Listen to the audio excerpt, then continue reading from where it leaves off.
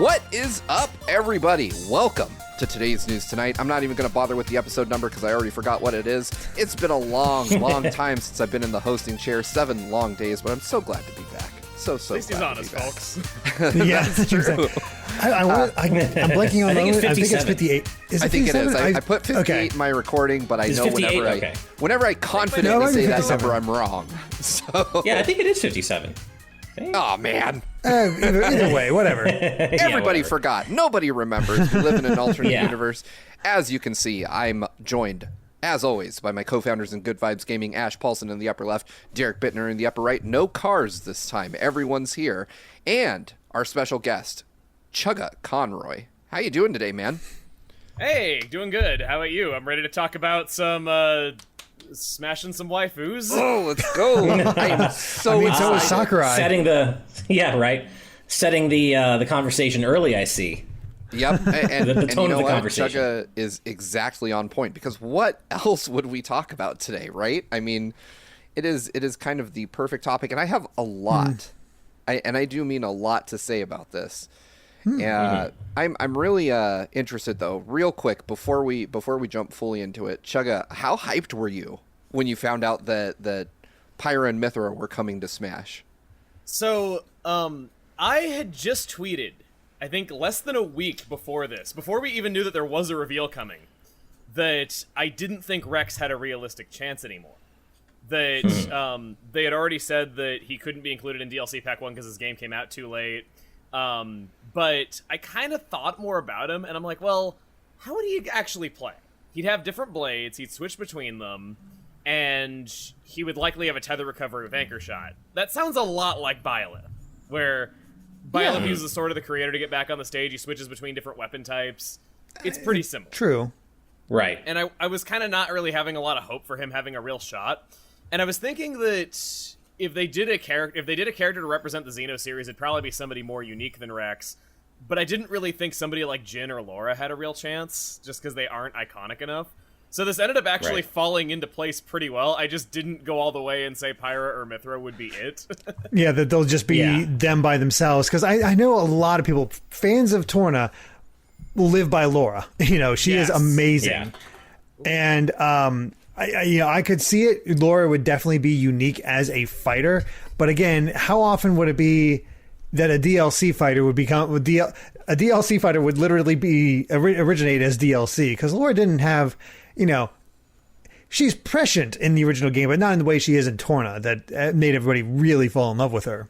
You see her in like 2 flashbacks, and it's because they had plans to make her a larger part, though, but they felt like it wasn't working, so that's why she got span off into her own game. And I get it, but for whatever reason, it never clicked with you that Pyra and Mythra would just do it on their own. It makes sense after when you finally happens, but. I love better.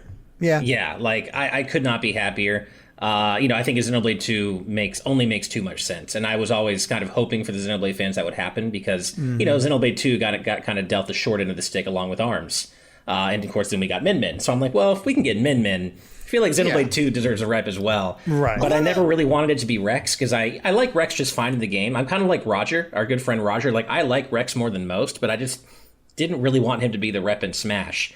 And, when I was playing Xenoblade 2, a lot of what I was thinking during playing it was like, it's cool playing as Rex as the driver with Pyra and Mythra as its blades, but I'd rather play as the blades. Like, Pyra and Mythra are badass. And that's what we got. We got Pyra and Mythra, and we finally get to actually play as them. It's really funny because everybody always tells you that you would like Torna so much better than the regular game's battle system, and in the Torna's battle system, it's about playing as the blades. Playing as the blades. I was about to say that. I haven't played Torna, so for me, it's like at long last, I finally get to play as the blades. But I know that if I had played Torna, I would have already done that. Yeah, I think that we did ultimately get the more interesting character because I'm with you that I like Rex enough in his game. I just think that we got something more interesting for an actual fighter. Yeah. Sorry, Steve. No, what I was going to say is, I was going to say that I wouldn't have minded Rex so much, but I think where I would have felt kind of shortchanged is if we got Rex at all, it definitely would have been Rex with Pyra and Mythra as his blades, but I would have wanted Master Driver Rex and the ability to switch between multiple different blades because he can equip any blade at that point, which I was like, that would be the version of Rex I would want, and it would totally not work in Smash. That's the whole thing that's so special about him, is that he can use so many different characters. Yeah, exactly. Right. But what I'm shocked. I would say after having spent an entire day playing with Pyra and Mythra, they're my favorite character in the entire game now. Oh, they're so fun to use. They are so fun, though. Yeah. They're really interesting to use. I think that they avoid the Zelda Sheik problem where, because Zelda and Sheik were so different, you would never really switch between them for different situations. One of them just outshined the other in each game until eventually they just split them apart into two characters and they didn't even switch anymore. But I think that by making most of their moves the same, just with different properties, you end up with cases where you would actually switch to different ones for different purposes. Right. Absolutely. And I like that specifically it's their A moves that are the same. Their specials are completely different, and I love that about them. It's like they're same but also different. And so the fact that the specials are completely different does, I think, go a long way toward it making sense that they're classified as 79 and 80, as opposed to being the same character, because their specials are completely different from one another. And I love the approach they've taken, because they're just similar enough to where it makes sense to have them combined, but you don't feel like you're just doubling up on the same character either. You have little things that change them as well. You have their stats, you have foresight. You have the fact that you might want to use them at different times in a game because Mythra is going to do damage a lot more easily. Mythra's grab, I think, is a very defining part of her because it's so non-committal. You can just dash in and do it. She's so fast. She's so fast. Real quick, Ash. I hate to interrupt you, but there is one thing that we should do before we dive more into this, and that is we do have a sponsor on Friday. Yes. We do have. Oh, you're right. I got so hyped for Pyra and Mythra. I know. Well, it works. We hadn't. I mean, I'm excited too, but so. I got to keep it in mind. It's like, especially because it kind of fits in as well. Right. Yeah, that's true. Let me get that. That's the one thing I wasn't ready for. Let me get our sponsor's copy up here. Did we get the new copy in there, Ash, by the way? Yes, it's in there. Perfect. So. Okay. Yeah. So, as y'all know, as Derek has been so kind to remind me, today's episode is sponsored by Straight-Lace and the Soul Device. And Straight-Lace says, if you've been enjoying all the Xenoblade Chronicles 2 hype recently, then you'll probably enjoy Straight-Lace's Xenoblade Chronicles 2 How to Play series. The series isn't actually guides on how to properly use the blades in the game, but is instead a comedic series that attempts to contrive the reasoning as to why specific blades can do what they do, or have certain specialties, while giving advice that fans of the series can laugh at. The next episode in the series will be about everyone's favorite mercenary. That's right, Little Child and Literal Bear. Also on Straight-Lace's channel are intermittent updates for his game development project, The Soul Device 2, which he has recently cracked the code, pun intended, for potentially making a seamless open world. Straight-Lace is a huge supporter of the channel. We're so appreciative. Please check out his Xenoblade series, and please check out The Soul Device 1 and 2 at this point. So, thanks to Straight-Lace for supporting us here. I'm going to go ahead and throw our first slide up on the screen real quick. We're going to keep talking. There's more to uncover here. As you all know, the Smash 11.0 update came out, courtesy of Nintendo Wire. They indicate that the version 11 update also comes with Sophia and Arthur spirits if you have Persona 5 Strikers or Ghosts and Goblins Resurrection save data. And of course, the big news is that we've got Pyra and Mythra, which I'm still not ready to be done with, but I did get the spirit. I was surprised about the Arthur spirit because it just kind of popped up the minute we started playing the update, and I was like, oh, cool, I have that. Neat. But, I mean, that's what happened with me. I started up the game and was like, all right, I have Strikers because of the Japanese copy, and all of a sudden Sophia's there. Right. It's like, well, that's cool. Like, wait a second, they didn't actually announce any of this. It just sort of like, hey, surprise, here's some spirits if you have save data. There was a lot of Capcom news just in general from the presentation as well. Yeah. No, there was. I mean, Monster Hunter, Mii Fighter costumes, Arthur, Mii Fighter costume. I know some people, we mentioned this in our stream yesterday, have been talking about how they think that disconfirms every other possible Capcom character like Dante or Phoenix Wright. I disagree with that take. I don't know why that necessarily shuts the door on other potential Capcom characters. But my heart does go out to the Monster Hunter fans out there who were, of course, hoping for a Monster Hunter fighter. That's clearly not going to happen in Ultimate, at least. But I do think that there is at least reason think another Capcom fighter is still possible, but I mean, we'll they got the most famous Monster Hunter fighter in there. Rathalos is in. That does bring me to Exactly. something a little spicy that I think I want to say. Okay, can we please stop acting like there's all these fake rules for what can't be a character? Yes. Please. Seriously. Yes. There are so many characters who have spirits at this point. Mythra was originally a spirit. There's, I mean, not even just new characters. There's how many spirits of Mario and Luigi? It just... Right, and look what they did with the Xenoblade 2 stuff. They didn't make new spirits for them. It's just like, hey, you could just get them this way again. Here's now a challenge for Poppy that she didn't have before. Heck, we'll do the first time we ever did this and allow a spirit that couldn't evolve before evolve now. That's cool. It was a really neat idea, and it's everyone's always putting all these rules over what is and is not allowed to be a character, and I gotta be real. If I was in a creative position for this game, you know what I would do? I would pay attention to all these fake rules people are making, and I would use them to troll people by making Gino a Mii costume, even though he's going to be a character, just so they'd never see it coming. I would, like, 100%. if I was in charge of this game, I would use these fake rules to troll people after noticing them doing them, because nobody is enforcing these fake rules except for the audience. Yeah, Yeah, much. I mean, there is one rule that is not fake, and there's only one rule that people should pay attention to, and Sakurai has said it many times: video game original characters only. That's it. That is the only rule anybody should be taking seriously about who gets into Smash. There are no other rules. If there's anything at all that I could say beyond that, if I could add anything to that, it's just has appeared on a Nintendo console at least once. Yeah, I mean, that's probably... No, hold on. Well... Did Cloud appear on a Nintendo console before Smash? He did. Final Fantasy VII has been re-released on the Switch, and there's also Kingdom Hearts. And also Theater Rhythm. Yes. So Game Boy Advance technicality, if you want to go before Smash. Before Theater Rhythm, it's Chain of Memories. Yeah. Yeah. All right. It's really technical, but it does it. Yeah. That's the only little thing that I could maybe add to that, just video game original characters. Oh, Persona 5 hadn't yet. That's right. Yeah, Persona 5 hadn't. but he That's had- true. But So never Persona mind, that Q2. invalidates that. It really is just as Oh, simple he as wasn't in that. Q2, was he? No, Was he in Joker's in Q2? Q2. Oh, is it Okay, Q? so then Okay. so then he's in So he Persona. had, okay. Yeah, man, that we might have made a new rule while talking about how silly the existing ones are.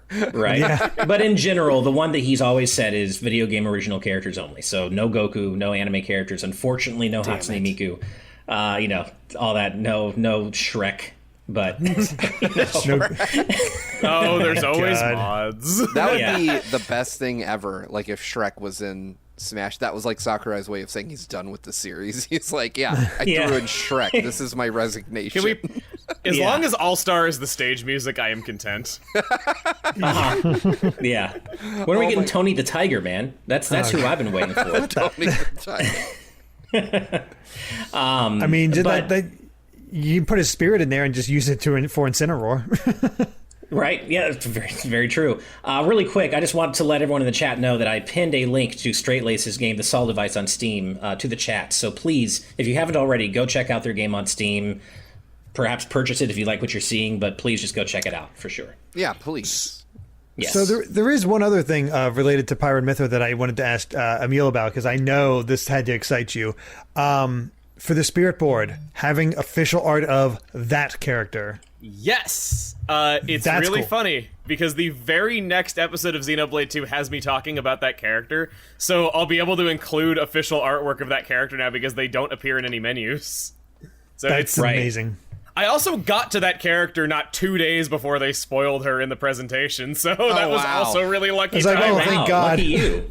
Lucky. What good There's timing. also the fact that not only did this get announced while Let's Playing Xenoblade 2, but Shulk got announced while I was Let's Playing Xenoblade 1, so I'm 3 for 2 now with Pyra, Mythra, and Shulk. Have you... okay, so here's my question then, Chuggaa. Have you played Kingdom Hearts yet? And if not, please start playing now. So that, by the time you get to the end of the series, sometime during that, Sora will have been announced. So Dude, get on Kingdom Hearts, please. I've gotten so many tweets this year, people being like, hey, can you please Let's Play an F-Zero game? I really want to do one. Nice. I mean, the thing is, it doesn't always work, because you already LP'd Chrono Trigger. We got nothing for that. So Yeah. doesn't always true. work. I think Although I Chrono will Trigger and say Earthbound are Hero- the limit. Hero almost fills that role, being a spiky-haired anime style swordsman, Toriyama. literally designed by Akira Toriyama. It fills the Goku, it fills the Chrono Trigger, it's all there. Hey, it's all the same. Exactly. Nothing replaces Chrono Trigger. True. I'm right there with you, Steve. They're not Pyra and Mythra aren't necessarily my favorite character to play in the game. Of course, I'm still a Mega Man main, but like they are easily one of my favorite characters yet in as far as DLC, and they're gonna be part of my like top 10 characters for sure. I love playing them. They are so fun. It's no secret that I'm not the greatest at Smash, but within just the day since they released, Pyra and Mythra have become my top GSP character in the entire roster. Wow. And nice. I am winning so much more with Pyra and Mythra than I ever have with any other character, but I play 1v1, no items online. So I play it much more like a traditional fighting game when I play online. But man, like the options you have are ridiculous. I mean, so I like to start out every match with Mythra and rush down really quick because she's so damn fast. And then as soon as I hit someone off stage, because I'm not great at edge guarding, I will try to switch to Pyra and then just power hit them as much as I can in an attempt to kill them. And I gotta say, it works way more than it should for someone of my caliber. I just like the idea that I can, with Pyra and Mythra, I can have it both ways. I can be fast and rush people down, and then when I feel like just focusing on straight power, I can switch back to Pyra and just do damage. I mean, Pyra is ridiculously powerful. And they captured the essence of these two characters so well in terms of how they battle, in my opinion. It honestly has made me want to go back and do a New Game Plus for Xenoblade Chronicles 2 because I forgot how much I enjoyed playing that game, and now I just want to go through it again. I highly recommend New Game Plus. It goes obviously it goes way quicker, so it's a lot better to experience the story again that way if you've played it once, but they added a ton of blades that can't get in the core game that you can now get in New Game Plus. So you can get virtually any blade, which is really cool. Oh, I never got Cosmos, so maybe I need to do the same, because I was actually having that same thought, Steve, but while I was going through my music list for Cloud Sea of All Rest, and I'm like, man, this game had absolutely incredible music, and I already knew that, but I was just kind of reminded of just how fantastic the soundtrack is. And New Game Plus does seem like the approach for someone like me who didn't really like the battle system to take, just to make it a second playthrough go much faster in terms of reabsorbing the story. And then maybe play Torna. Can we mention how the Cloud Sea of All Rest, the Xenoblade Chronicles 2 medley, is so much better than the Xenoblade Chronicles 1 medley? I just tweeted about that about an hour ago. I was like, it is ridiculous how much better the XE2 medley is than the first one. And that's because the first one was just a few songs that were already in Smash, sped up and mashed together awkwardly. This is a proper medley. The Titan themes fit together so nicely, whereas the Xenoblade Chronicles 1 medley just is all over the place. And I remember being so disappointed because in the direct where they showed off that medley for the first time, we didn't know it was a medley. We just heard it playing in the background, and it was Engage the Enemy, which is an awesome song. And I was like, whoa, this remix of Engage the Enemy sounds awesome. Little did I know, it was 5 seconds of it. Yeah. Go figure. Exactly. No, but also I have to mention that that Yuzo Koshiro remix of Tiger Tiger. It sounds like it's coming out of like it's almost like a Sega Genesis chiptune style song, or like a certain arcade board sound that way. But it's essentially a full on chiptune version of that song, and I was like, this is so cool. And I totally hear a remix. I never expected that. Right? Yeah. But no, the XE2 got so much love, and I'm so happy that the track list is so much better than what we initially got for Xenoblade 1.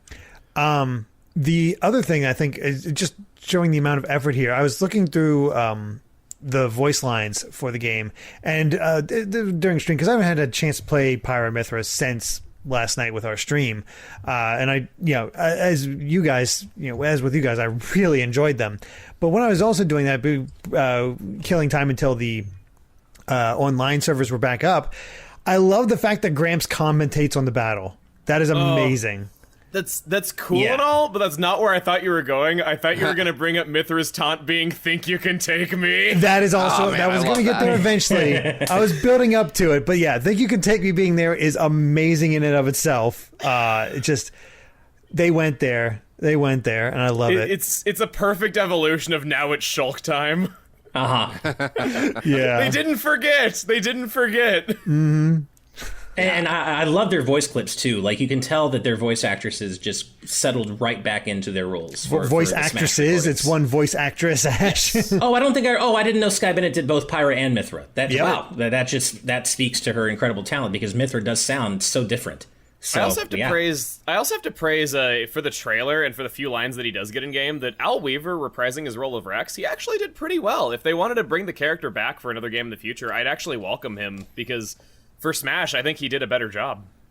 He probably has a better sense of the role, because when John and I had the opportunity to interview Sky a few years ago, she mentioned the fact that they recorded the script in chronological order. So that's why the voice acting gets better, because hey, they know these characters now. Some of these characters, some of them a lot of these were theater actors or television actors. So for a lot of them, it was their first time doing a video game. And, Rex gets a lot of flack, though, but the thing is that when you're doing a voice, you're straining your voice. When you're yelling, you're straining your voice. When you're doing a voice while yelling, that's really straining your voice, and your voice is going to do things to protect itself. It's a thing that a lot of actors struggle with, and I think as the game went on, he got better. Mm-hmm. Yeah. I agree. I really enjoy Rex. I think he's a great character. I agree. Yeah, I like him. I always did. I never understood the hate for him. And I would agree. I think Rex's voice actor did a better job settling back into Smash than Adam Howden did for Shulk, which, to be fair, though, to Adam Howden, there was a lot more time between Xenoblade 1's release and Shulk getting into Smash than the alternative with Xenoblade 2 and Rex. So, of course, he's going to sound different. But I think, Rex sounds more natural in Smash to me. Yeah, he did a good job getting back into the role. Yeah, I love that in the reveal trailer that they actually got Adam Howden back for a new line, just to have those two face off. Like, yes, thank you. I wanted that. Thank you. I love it. So welcome. Yeah. There's one thing I got to praise about the Xeno series. They're so good about getting the original voice actors back, because everyone was worried that because Adam Howden had become a much bigger name, and especially Jenna Coleman as Melia had gotten so huge, where she's a proper A-lister. People were worried that they weren't going to get them back for Future Connected, but they absolutely did.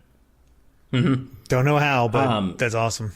As Brian Calabro points out, also, honestly, Rex's scream just isn't even that bad. It isn't his fault they used it twice a few minutes apart. And that's actually, I mentioned that the other day, that's more the problem to me. The scream itself is fine. It's the fact that they use the exact same scream like a couple minutes apart, and you can tell if you're listening for it. Is this the scream at the very beginning of the game? Yes. Yeah. I hate that scream. I don't care that everybody does. It doesn't make the best first impression for sure. I immediately went back into my options. I was like, yeah, Japanese. Let's do that. I'm so surprised that if they did have better takes of him yelling later in the game, and if they were okay with reusing takes for that scene, why not pull from those? But I don't know. What do I know? Yeah. I'm not a mixer. Also, Steve, I much prefer Nia in English to Japanese. So I agree with that. I played a lot of it in both languages. I agree. Yeah.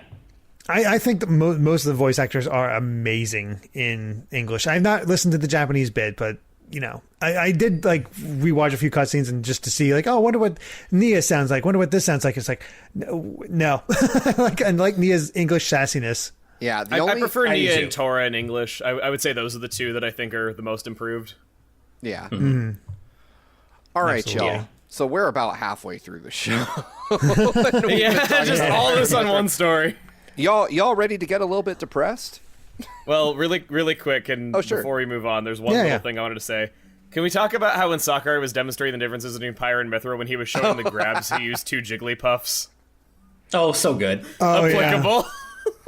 That was amazing. Everybody enjoyed Sakurai's little joke about who his waifu is. Yeah. Oh, for combat, of course. That was my favorite part, I think. Even though he said that Smash is for good boys and girls, the fact that he was willing to just straight out make that joke was so good. He was like, of course, just as a fighter. Yeah, of course. Yeah. But I also love that he's on Team Pyra, because I am too. I love Mythra. She's great. But I am Team Pyra. I think I'm the only person I know who played Xenoblade 2 and picked Mythra at the end for that. No, I love that Sakurai is a fellow Pyra stan, man. I can't. I love it. Nice. I think I picked Mythra too, Derek. I like her personality a little bit more. Anyway, let's move on to something a little less happy.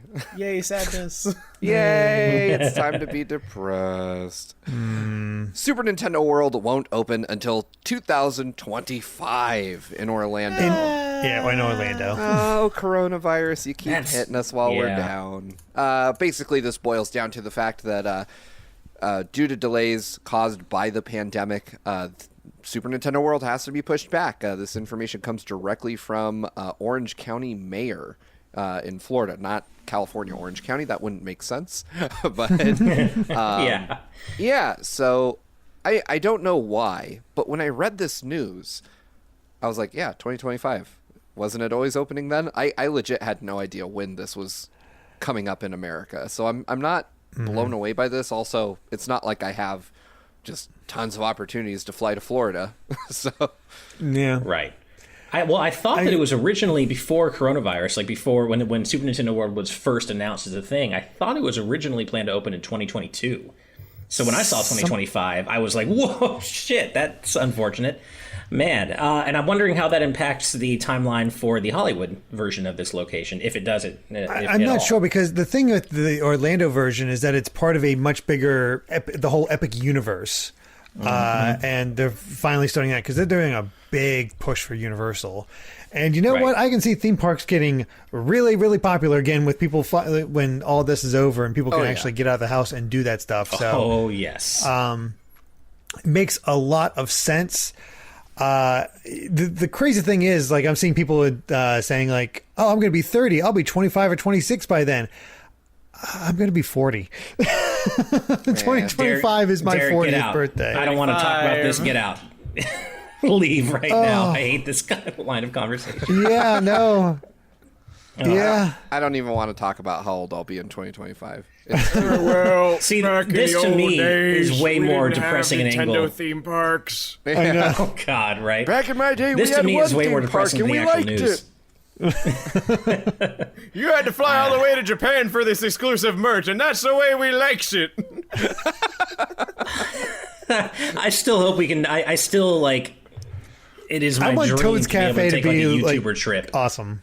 I want to go on a YouTuber trip to the Japan yeah. location. That would be amazing. Well, I would love to get not just GVG, but like a group of gaming YouTubers and go as like this big ass group of people just get 30 people. I'm personally just so confused as to why the Japan version's opening so soon, because they only have 2 attractions, a restaurant, and not a lot else, and it's also during a pandemic with VR headsets that you're putting on your face that other people are putting on their faces. Yeah, I'm not sure how that works, because of course Japan is not having a great time with the pandemic either, so it's not as though things are much better over there. It did get delayed by a few months, so it's at least not opening, now, but...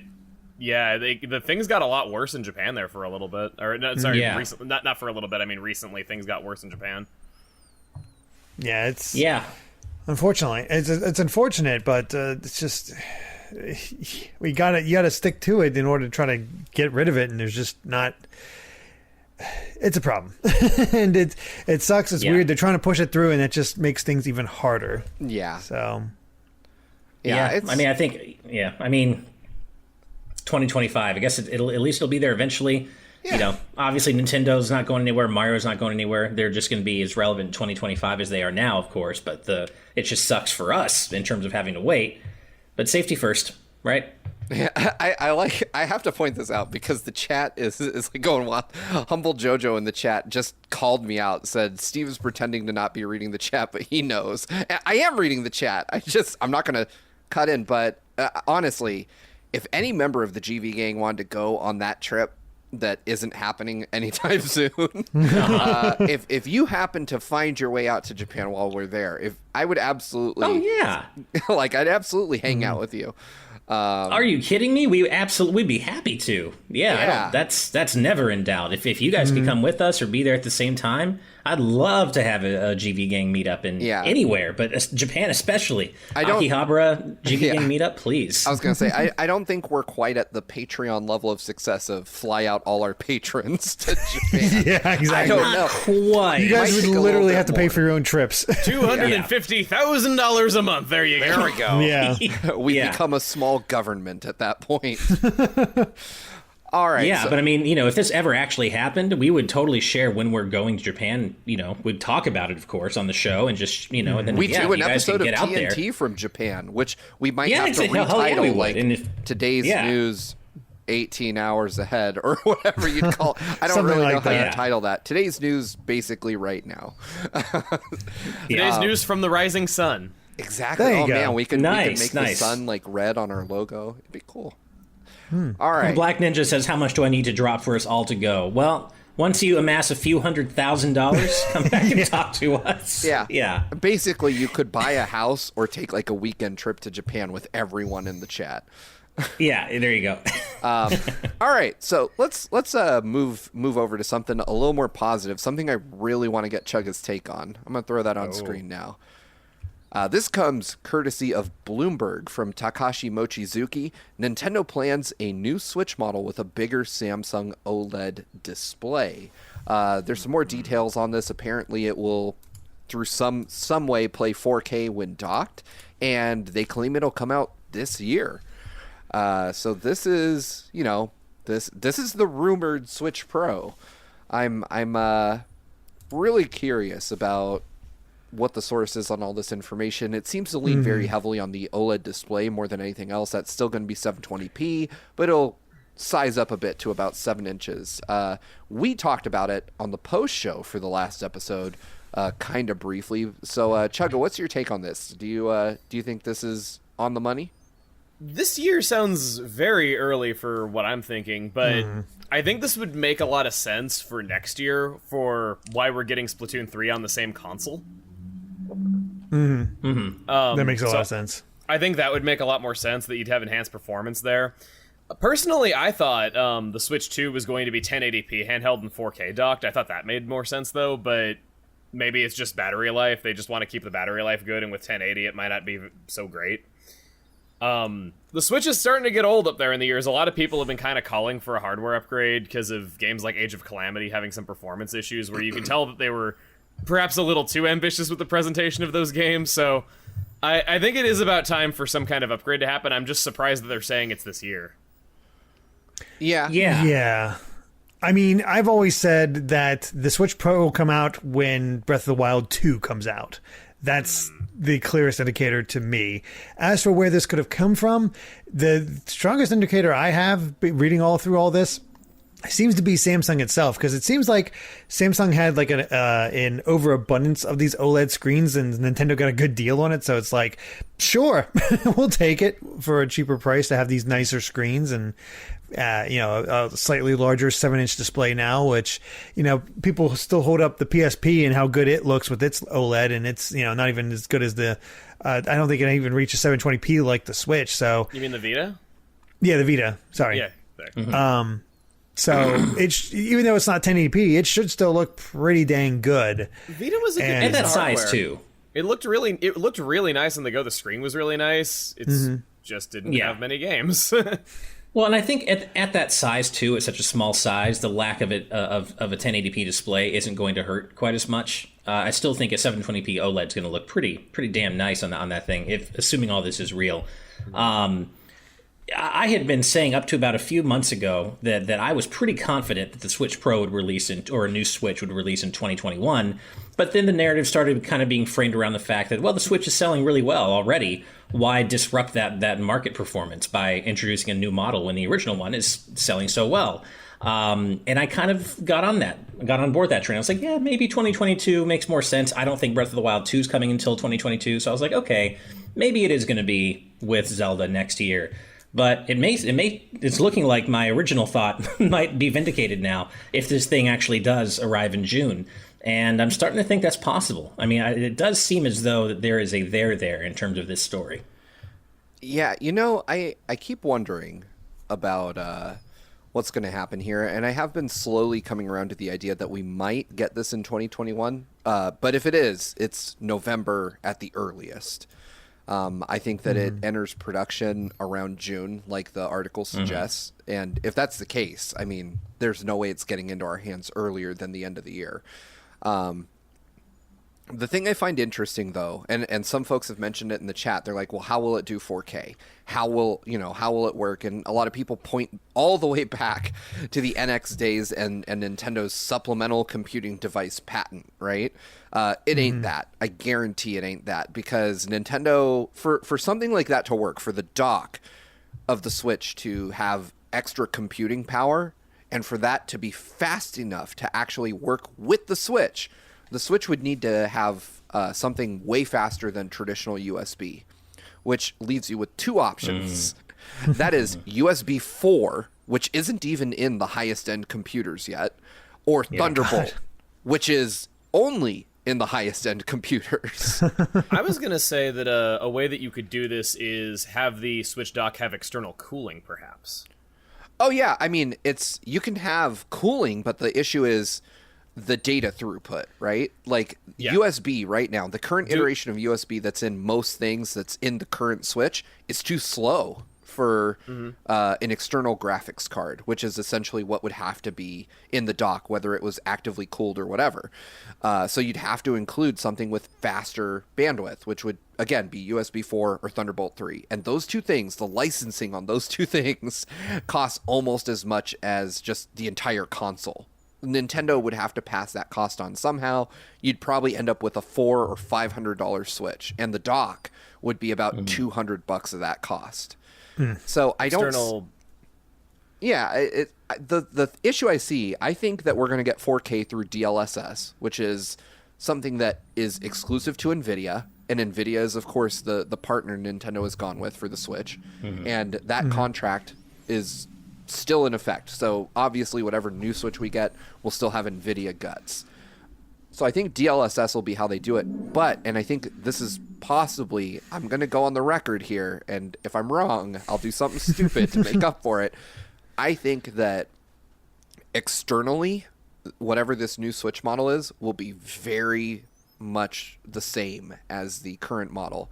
So that if you're like me, or like probably several, a lot of people, if you have more than one dock in your house, you don't have to replace them all, or have two different docks. Like, say your kid has the normal Switch and you have the new one.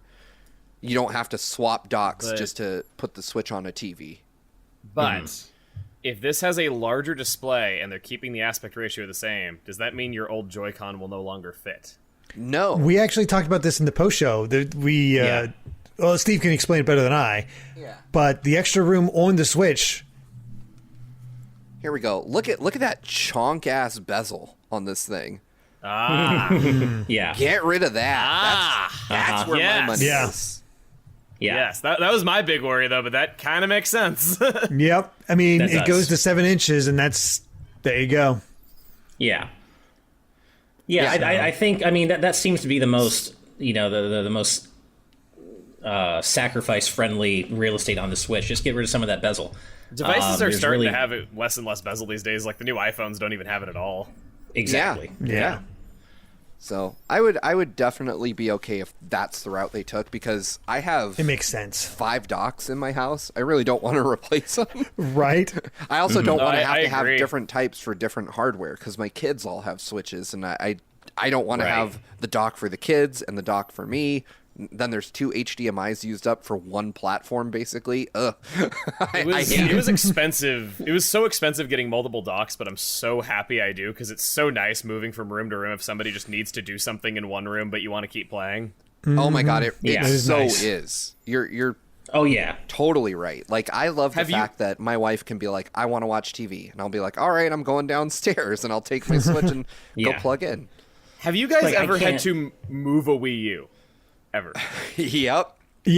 Nobody ever thinks about this, because people didn't have Wii U's though, but you have the power cable, you have the HDMI cable, the console itself is I'd say medium sized, but then you have the gamepad, which is as big as the game system, that has its own power adapter. You're going to need a USB cable if you have a Pro controller. Some games won't even boot without the gamepad. You have a sensor bar. Yeah, that's the problem. I was forgot the sensor bar one time when I was doing a grandma plays. I'm like, oh, crap, I can't even get into the games because I don't have the sensor bar. Just light 2 candles. It only has 32 gigs of internal storage at the max, so you're going to need a hard drive. And then they recommended having a hard drive with its own power adapter. It's awful. Yep. The Wii U was just the least portable thing imaginable. It was like 12 cables and like 5 pieces of hardware that you had to keep track of. Yep. That reminds me of that picture. That there's that picture that was floating around for a while of. I think it was a game journalist. I'm not sure who, but Stephen playing Totilo. the Wii U in an airport. Was it Totilo? Okay, I thought it was, but I couldn't remember. Yeah, playing the Wii U in an airport, and it was just the most uncomfortable looking situation. I considered before the Switch was a thing, I considered putting a Wii U in my car where I'd have the console bolted under the passenger seat, and then the gamepad would just be like in a basket that you could pick up and play. I considered doing that for a while though, but it was kind of hard to like get that working. And I was worried about it overheating in the car. Right. I will say I'm already excited to get a second Switch dock because I only have one. I don't have like 8. I'm not sitting on 8 like my good buddy Steve over here. But I had to move my Switch and my dock and like basically hook everything in again for the Smash stream last night because I now have a monitor in my office that I want to use. I don't want to use our main TV anymore. But I can already feel just how much more convenient it'll be when I can just take out my Switch from one dock and put it into the other one. Like I'm already looking forward to it. I've got to put that thing in the mail to you, man. It's sitting in a box in my living room. No worries, man. Whenever you can, it's all good. All good. I did want to say one thing. Azran, our resident pun master, with another one of the high points of their career, saying if they can afford the screen real estate, are they embezzling funds? Oh, that one's really good, Azran. Nicely done. That's clever. That's very clever. Not a commonly used word. Yeah, really good. Never fails to impress. Let me. All right, so we're making good time, but let's move on to our next story here real quick. This is one that I know Derek and Ash are super hyped. Hell yes! So this comes courtesy of the New Game Plus Expo Twitter account, which, okay, but last I think they had some sort of presentation that I didn't really hear about. Yeah, there was an event on Thursday. At 9 a.m., right after the Smash presentation. Hours after. Basically, the short version of the news is we're getting Blaster Master 03, which is awesome. Woo! Like, hell yes. I know 1 Derek and 2 and I are both so are good. so hype. Yeah, 1 and 2 are great. 2 is one of those rare examples of a sequel that's just better in pretty much every way. And it's got like, it's a trilogy. They're positioning it as a trilogy. The story is ongoing. There's like a legit cliffhanger at the end of 2. I'm so happy about this. This is such a great trilogy. And I love Inti. Like, Inti's one of my favorite developers out there. So I figured they were making 03 or Blaster Master 03. It was just a matter of time. Yeah. But to now have it confirmed, I know you're just as hype as I am, Derek. I'm so happy. I am. I'm like, all right, I'm playing it. Whatever. I don't even need to know. I didn't even watch the trailer. I just saw the title. I'm like, yep. Oh, you haven't? Oh, okay. Yeah. I only just watched the trailer now, and it's crazy that it's coming out the July 29th. So like, it's not that far away. Yeah. I love that. I gotta just refresh myself on what the cliffhanger actually was from Blaster Master 02. But right. I just remember the gameplay being so much better than the second one. Like, and to see if they can get that same sort of level of improvement for the third one. Yeah, we're in for a really good time. Yeah. Plus, Inti Creates are some of the best at, like, oh, hey, we were working on this for a while and now it's here. Like, that's how I got Curse of the Moon 2. And like, oh, sweet, thanks. Yeah. No, it's so exciting, and like, and the games have done a great job of also making you really care about the characters as well. Like, it's a fairly basic story, which is fine for the kind of game that it is. But they actually really go in and make you care about what happens to these characters. And so I'm like legit excited about Blaster Master 03 from both a gameplay and story standpoint. And speaking to that July release date, one of the other things I love about NT is that they are very consistent most of the time about announcing games that are not a year or more away. Like they with Azure Striker Gunvolt 3, that's coming out next year. But generally when they announce something, it's coming out pretty soon. And this is only about 5 months away or a little less. So I'm so excited. It's impressive what they've pulled off with Blaster Master, considering the original game was combining the weird Japanese and English plots for that game. Like the English plot of like kid goes to find his pet frog, finds a tank, and I forget what the Japanese one is, but yeah, it's just crazy what they pulled off there. Though it's kind of crazy that I did not see this. I just was going through the news topics and I didn't have enough to really talk about it all because like, oh, okay, Striker 3 has been known. But is Inafune helping out with Striker 3? Because that's weird. Well, yeah, Concept has helped out with both games prior. So Concept was always involved in Azure Striker Gunvolt, as far as I remember. It's been a little while since I've talked about the development of those games, but I believe that Concept and Inafune were always involved with the Azure Striker Gunvolt series. So for him to be involved with 3, it also makes sense. But I don't think you need to worry about this being another Mighty Number 9 situation. Well, it's weird to see him back. It was weird, wasn't it, to see him in that little presentation? Did Concept get purchased by Level 5? Level 5. It was Level 5, yeah, they did. Oh. Yeah, but Concept is still involved with Gunvolt 3, so which is also something I'm excited for, by the way. I'm like Gunvolt 3, thankfully, the trailers we've seen so far, there's no sign, no hide nor hair of Copen. I hate that character. Copen sucks, and he's not in the Gunvolt 3 trailer. So I would need to replay the original because I don't remember the plot that much, other than weird slang, and I've not played 2 or the Copenhagen one. Or Copen basically, all you need to know is that Copen is like gaming's biggest racist. He's like the most racist video game character. Oh no! And yeah, I mean, he's easy to hate, and the game doesn't necessarily make you think that he's all self-righteous or anything. But he's just such a bastard, and he's. I want you to keep the thought of bastards in the back of your mind for a moment before I segue to our next piece. But before I do that, Chuggaa, what is your? Do you have a take on this? I'm not a big Blaster Master guy, but I'm curious to hear your thoughts on it before we move on. I've never played Blaster Master. I'm sorry. One of us. No, That's all right. It's okay. No, you should check it out. I do recommend it. It's a short, like, what is it, 6-hour game at most, Ash? Yeah, I mean, if you want 100% it, maybe 8 hours, but if you're not just playing through to beat the game, it's like, 5 to 6 hours. Nice combination of platforming with a tank while doing a overhead, like, top-down shooter type thing when you get out of the tank.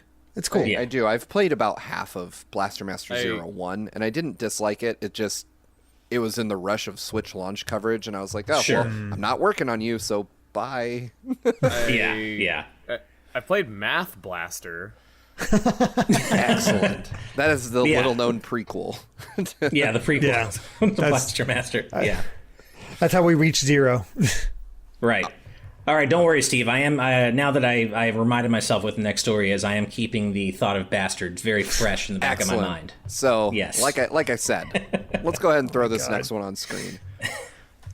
So, speaking of bastards, the Hogwarts Legacy developer with the super fun YouTube channel, unfortunately quit his job after all the backlash that came his way. Yeah, I know. I was really upset. I was hoping he'd still be able to make Harry Potter stuff and SJW are terrible videos. Troy Levitt is the name of this particular bastard. He says, 1, I have made the decision to part ways with Avalanche Software. I have nothing but good things to say about the game, the dev team, and WB Games. 2, I will be releasing a YouTube video about this soon on my channel. To clarify, I felt absolutely secure in my position. However, I still want to resign for reasons that I will explain in that forthcoming video. I'm in excellent spirits and very pleased with my relationship with WB and Avalanche. Smiley face, thumbs up emoji. This has a very, very strong I'm not owned vibe to it. Just so you guys and know. I can't tell if he's serious or not. He could be being honest. It's possible. He could. And if so, I mean, look, I don't want the guy to suffer horrifically or anything. So if he's happy with this, fine. But it is nice that his influence isn't going to be, a stain on this game anymore, I guess. Although J.K. Rowling's influence is always going to be a stain on the game, so it might not matter. Yeah, I feel about it is just 1, it's not a game I was looking forward to supporting. I'm not a big Harry Potter fan to begin with, and just the reputation that J.K. Rowling has earned over the years, and this guy kind of just leads me down the path of, well, maybe this isn't worth my attention or time. Is this like a daily occurrence on this show, or am I always here exactly on the days where you guys are complaining about J.K. Rowling? Because this is a pattern with me. We had really the other day because of the trans, adding trans options to the game, but yeah. I will say I always it's seem nice to be here that there exactly is on those days. That's so funny. It is nice that there is some positive news related to this game coming out. It's great to hear that they are going to have trans-inclusive character creation, despite Troy and J.K. Rowling, whatever influence they've had on the project or not. It's nice that they are including trans representation. But I don't know if it's going to matter or be enough given all the shit she continues to say and spew. Well, the other thing is it's very odd that he left of his own accord. This wasn't Warner Brothers going, "Oh God, we need to get rid of this guy quick." Well, that's what he says. That's what he says. Thumbs up. Well, I mean, he says Smiley he's like, emoji. I still have a great relationship with Warner Brothers. He's That's also true. I still guess under. he could just come out and say no, he doesn't. So he's probably telling the truth. He's also still under non-disclosure for a lot of things. I'm sure that he can't talk about. Yeah. I get it. Like I'm happy that folks with worldviews that I would prefer not be creating stuff for kids to consume. I'm glad that he's not associated with it. But ultimately, I mean, what's going to happen here is just WB's never going to say anything. I mean, Right. You know, the most they would ever say in a situation like this last. is if he went off and did something truly more horrible than the stuff he's already done. They'd say, "Yeah, he doesn't work here." That's all they're ever going to do. So, Right. It's so odd looking at Avalanche Software's back catalog where they did the TAC games, they did Dragon Ball Z sagas, they did Disney Infinity and the Toy Story 3. It's like it's such a weird lineup of all kids games. You got this guy in it. yeah, I don't understand it. Here's where I do think there's some validity to the argument that you know, one bad apple in terms of game development does not spoil the bunch. Like, this guy was never going to be in a position to hold enough power to tell Disney, like, "Hey, I'm going to insert some crazy right-wing garbage into Disney Infinity." Like, of course not. But so let's just be thankful that he is kind of a cog in a much larger machine and not a super influential indie creator that, you know, makes something like Stardew Valley or Minecraft. You know, where we've seen. Yeah, I mean, fortunately, Minecraft doesn't have terrible crap in it either. You know, but my point is just, had he been in a different type of development, he could have easily used his game to deliver a message to younger folks that parents like myself might not agree with. Right. You know, no big corporation is ever gonna say, "Yeah, go full on QAnon with this shit." Yeah. So, I mean, and what also is, you know, it's important to remember is that, you know, the game's development team is so much larger than this guy, and, you know, so many of these people are giving months and years of their life to just make a good game, make a really good Harry Potter game, or what they hope will be one. And, you know, they must hate this. Or a lot of them. I'm sure they do. To have it's all just this, you know, the toxicity. Worst surrounding. Like, you think this is like, oh, sweet, we got the Harry Potter license. That's awesome. Exactly. And then... Well, sorry, I want to clarify to the chat. I don't know anything about the creator of Stardew Valley. I'm not saying that the creator of Stardew Valley is bad. I was kind of thinking you were saying that, but I wasn't going to say anything. I was like, ooh, maybe I need to look this up after the show. Yeah, no.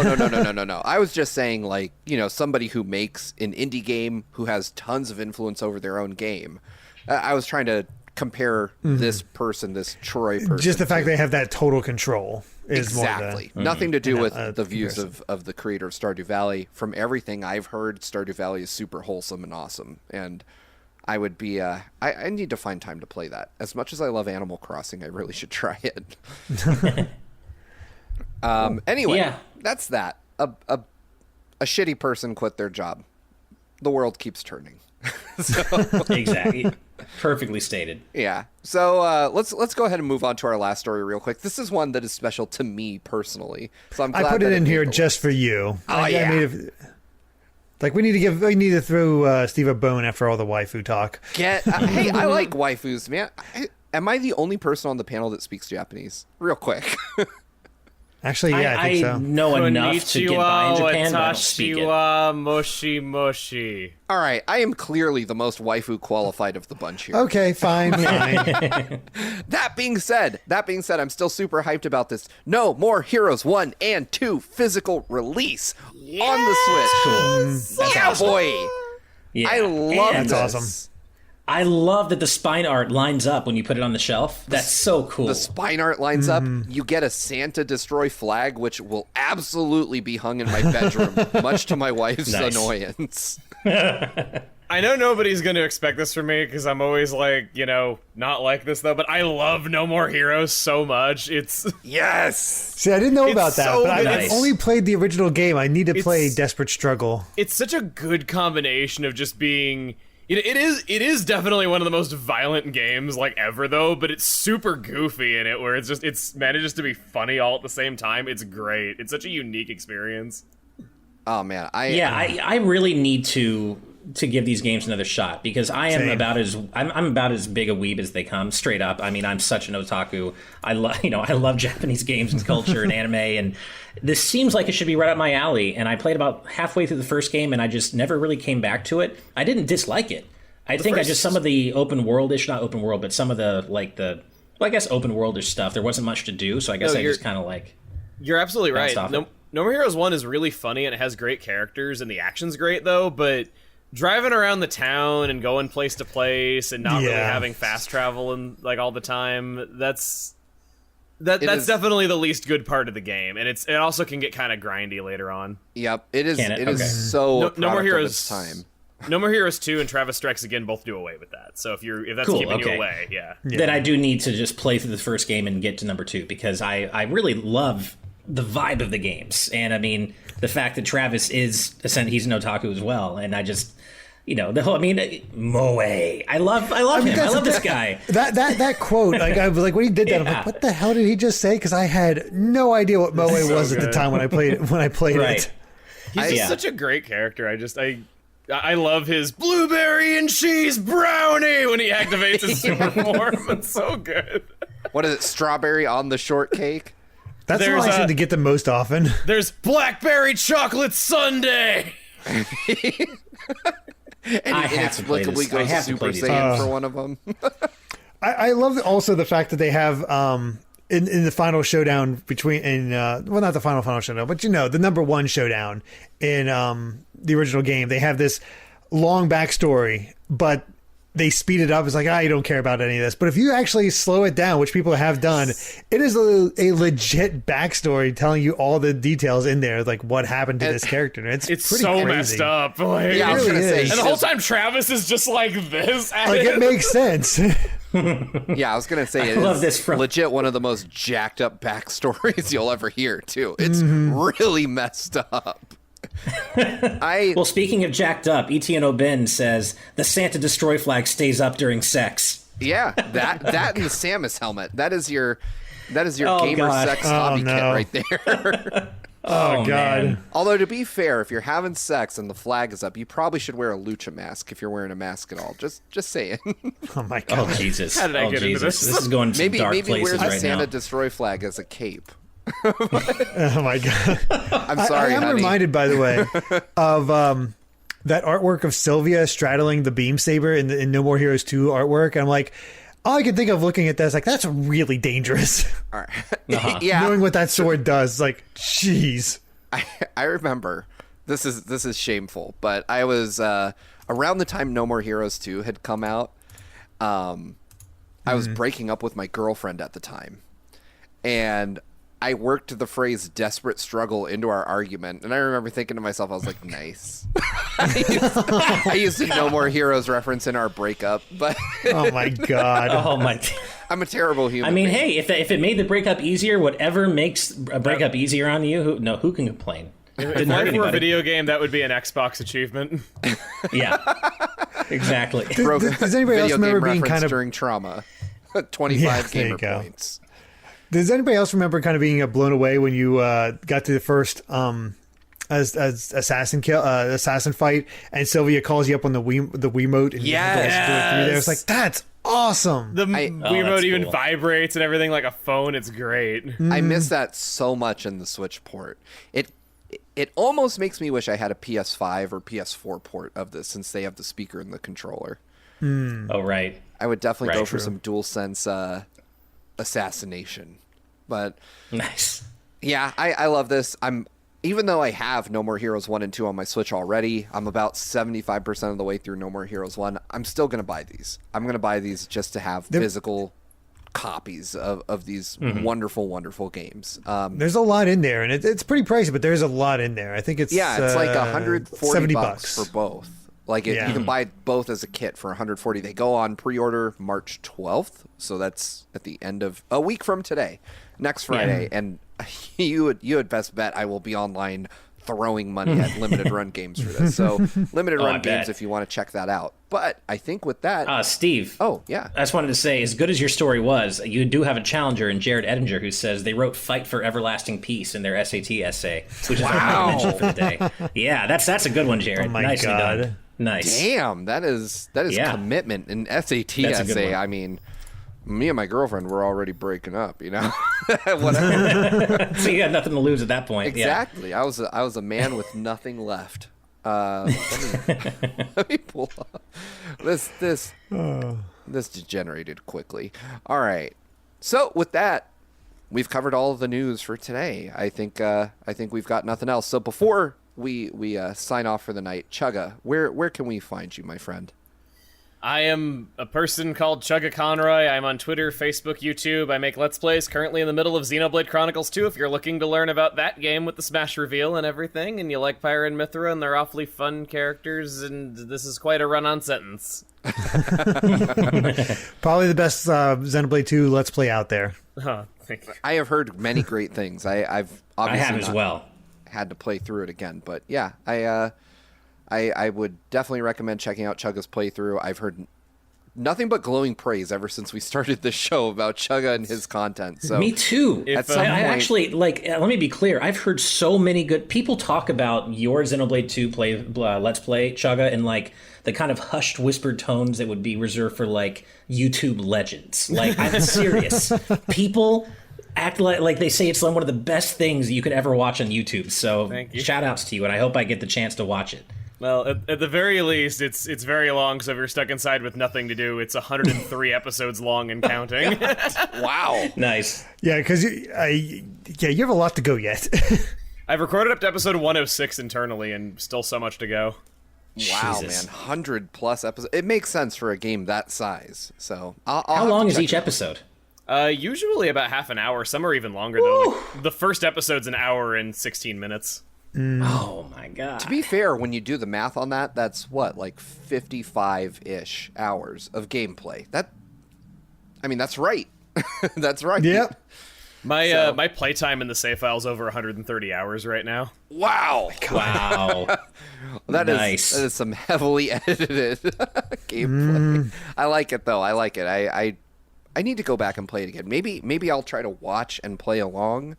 I don't know if that's the right way to digest your content, but I was encouraged playing along. I was encouraged people playing the game for yourself, and I might even teach you some new things or show you some quests you didn't know existed. I had a lot of comments recently saying that the money quest in Leftheria, a lot of people said that they'd never heard of that quest before and didn't know it was in the game, which was really cool.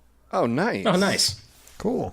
All right. Well, thank you, as always, Chuggaa, for joining us.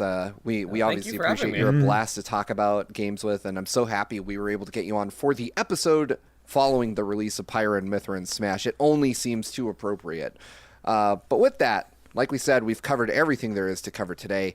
A huge thank you to our patrons, all of you at every tier, for helping to make this show happen. But we have to give a special thanks to our patrons at the producer tier, because without y'all, we just couldn't do this. And in addition to that, we have to give a massive, massive thank you, and I know y'all know where this is going, massive thank you to our patrons at the executive producer tier and above. And those fine folks are Jared Edinger, Jonathan Belmare, Brandon Bovia, Rob Arman X, Dan and Twistle, Z Patty, High Roll Hermit, Sky Blue Flames, Adam O'Sullivan, Richard Herrera, Michael Phone, Floating Mew, Aiko Carroll, Christopher, The D-Pad, Vesmio, Waffle King, Nick Waterman, Kitty Kong Facts, Angel Martinez, Vedran Hotik, Macalau, John, Joshua Hunter, Evernight Studio. Is your elbow okay there, Ash? Betty it's all good. It's all good. Shadow the Cat, Alicia, Azran127, Kenrule09, Jake Pelka, Geller, Shiny Turkey, Joseph Rutkin, Titus Malvolio. Man, that's the first time in a while I screwed that up. Finally. And Mary-Kate and Ashley Olsen as Michelle. Oh, God.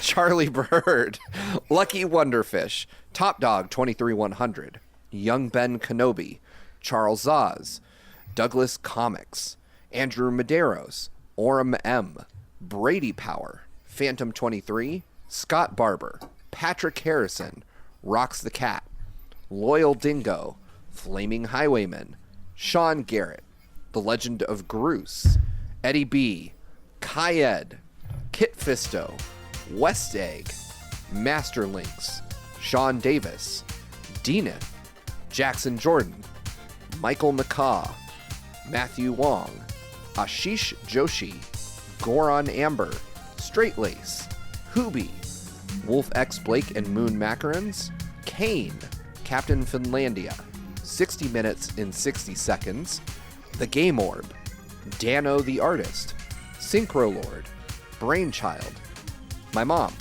hi mom, Darkumi 87, The Flying Tacos, Scuff 196, Skull Kid Tiger, AJB Cool, Michael Favoci, who upgraded all the way to our sponsorship tier. Thank you so much. Thank you so Support much. like that, just I don't know what to say, but thank you. Yeah, And seriously. finally, closing out the set, Jason Uloa.